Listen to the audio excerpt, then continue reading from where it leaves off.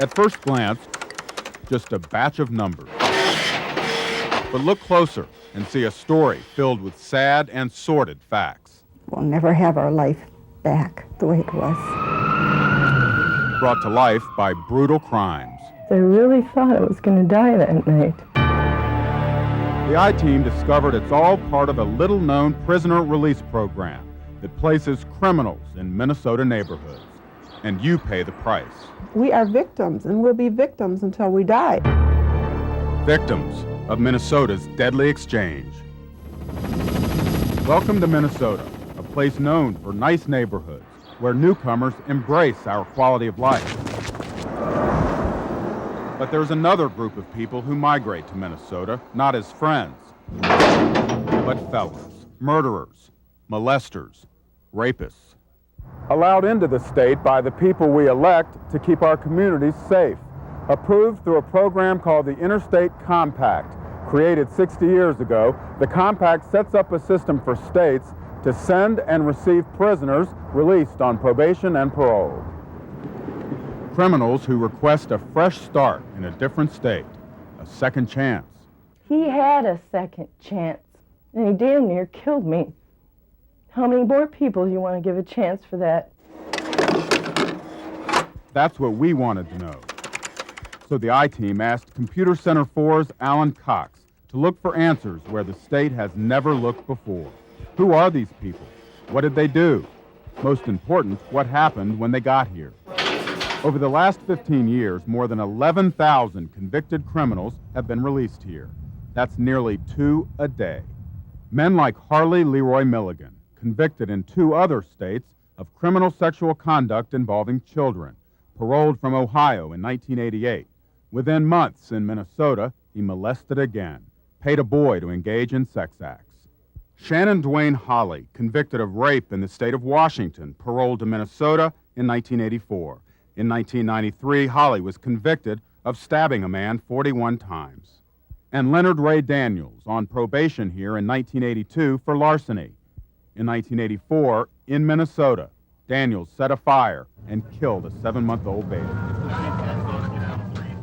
But there's been more than one murder in Minnesota. Our computer search found 33 people who either tried to kill or did. So you remember your mom pretty well? Pretty much, yeah. The last time Anthony and his brother Justin saw their mother Vicki was 6 years ago, in their Eagan home, when their father, Anthony Bernard Hale, stabbed Vicki 13 times in front of the kids, then left them alone with her body for 9 hours. Prison records show Hale was on probation in Minnesota from another state. Vicki's family knew little about him. One knife was broken off, embedded in her spine. Jim Backstrom prosecuted the case in Dakota County. Absolutely. You don't forget a case like this. You never forget it. Anthony and Justin can't forget either. I pray about my mom, and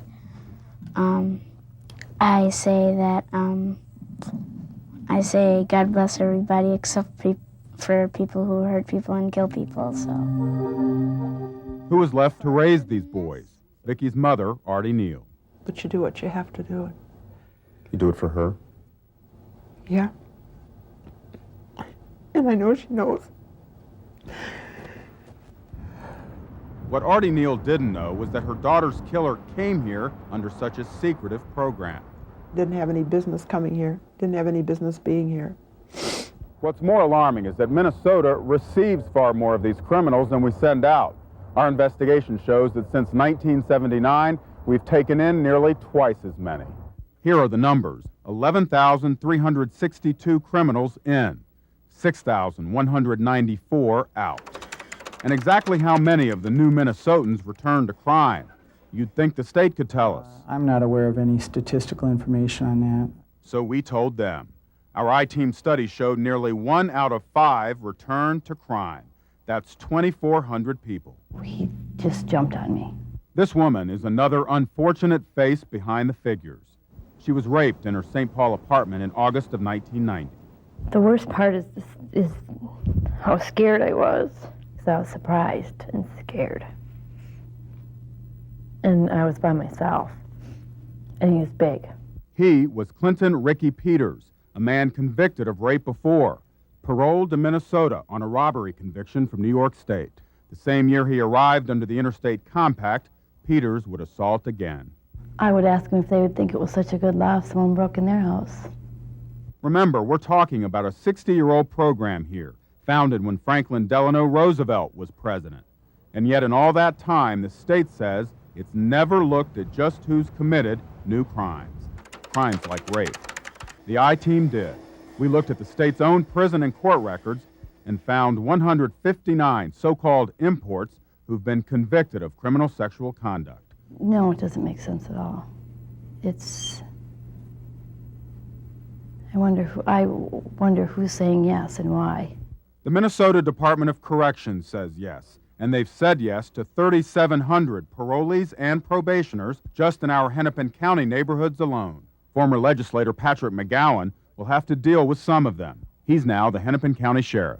I think that the public would be very shocked at that. I think my former colleagues at the legislature would be very shocked at that.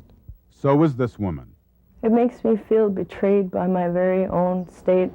It was April 1989 at her Minneapolis home when 3 men burst in, beat, and gang raped her, all the time threatening to kill her and her 2 kids, who were asleep in the house when it happened. All I kept saying is just please don't hurt my kids. Just please don't hurt my kids. One of her attackers was Donald Warren Hayes, on probation for felony assault from Kentucky. It's like allowing a path of pain and destruction to rampage through this state. You're lining up your own citizens here in Minnesota to become crime victims. I'm scared a lot. People are going to ask the question, why? Why are we doing this? Tomorrow night, the I-Team takes that question to the Department of Corrections. Then you'll meet the family fighting to keep a murderer out of Minnesota. It's hard, yeah, because it is my brother. I'm fearful for the community. Fearful of another deadly exchange. For the I-Team, I'm Tom Gasparoli.